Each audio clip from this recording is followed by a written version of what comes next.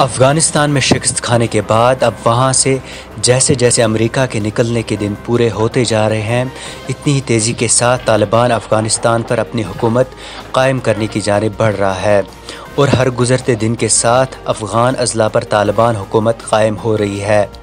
हाल ही में ताजिकिस्तान की सरहद के करीब अहम गुज़रगाह पर कब्ज़ा करके तालिबान ने अफ़गान हुकूमत को हिला कर रख दिया, जबकि 1000 के करीब अफ़गान फ़ौजियों ने वहाँ से जान बचाकर ताजिकिस्तान भागने पर मजबूर हो गए और सैकड़ों फ़ौजियों ने तालिबान के सामने हथियार ही डाल दिए।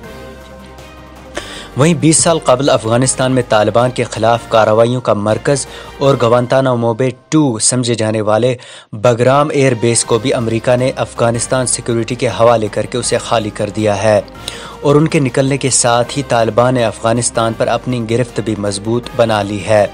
अफ़गानिस्तान में कुल 407 अज़ला में से इस वक्त तालिबान के कब्ज़े में 185 यानी 46% अज़ला हैं, जहां तालिबान का मुकम्मल कंट्रोल है, जबकि अफ़गान हुकूमत के कंट्रोल में सिर्फ 77 अज़ला रह गए हैं और 136 अज़ला में मुकाबला या जंग जारी है। अफ़गानिस्तान में तालिबान की पेशकदमी का अंदाज़ा इस बात से लगाया जा सकता है कि 1 मई से कबल तालिबान के कब्ज़े में 73 अज़ला थे और 1 मई के बाद तालिबान ने मज़ीद 86 अज़ला पर कब्ज़ा कर लिया है। इसी तरह से 33% अफ़गान आबादी अफ़गानिस्तान की हुकूमत के अज़ला में रह रही है, जबकि 34% आबादी तालिबान इलाकों में है। अफ़गानिस्तान की कुल आबादी 3 करोड़ 90 लाख के आसपास है।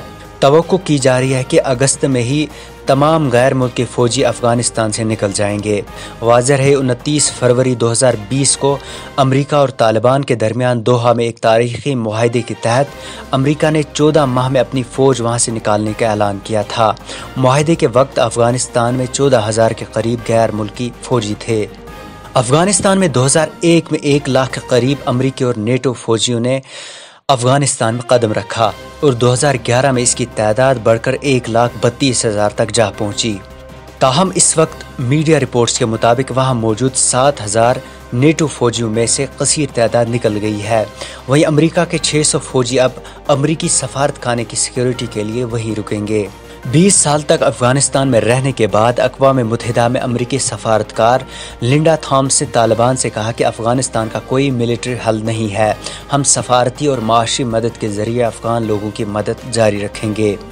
अफ़गान फ़ौज की नाकामी के बाद 26 जून को अफ़गान सदर अशरफ गनी और चीफ एग्जीक्यूटिव अब्दुल्ला अमेरिका में जो बाइडन से मिले। ताहम वहाँ जो बाइडन ने साफ अल्फाज में कहा कि अमेरिकी फ़ौज वहाँ से निकल रही है, लेकिन वह अफ़गानिस्तान के लिए मदद जारी रखेंगे। उन्होंने कहा कि अफ़गानियों पर मुनहसर है कि वो क्या चाहते हैं। अमेरिका अफ़गानिस्तान को सालाना $266 मिलियन ह्यूमैनिटेरियन इमदाद और 3.3 बिलियन सिक्योरिटी फराहम करेगी।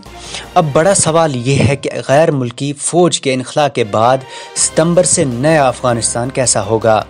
अमेरिकी इंटेलिजेंस ने अपनी एक रिपोर्ट में अमेरिकी इनखला के बाद 6 माह के अंदर अंदर अफ़गान हुकूमत के गिरने की पेशनगोई की है, जबकि वहीं 20 साल तक अफ़गानिस्तान में रहने के बाद शिकस्त खाने वाला अमेरिका इतनी आसानी से ये सब कुछ नहीं भूल सकता।